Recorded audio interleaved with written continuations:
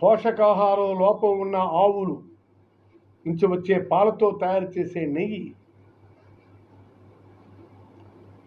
అంటే గ్రామాల్లో మన అనేక పశువులను మనం చూస్తాం, అవి చాలా తింటాయి, తినొచ్చి పాలిస్తాయి. ఆ విధంగా బాబు లేవ్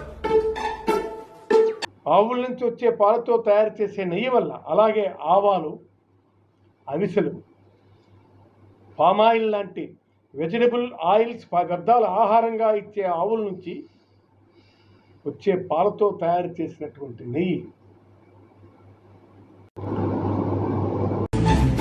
బాబు లేవ్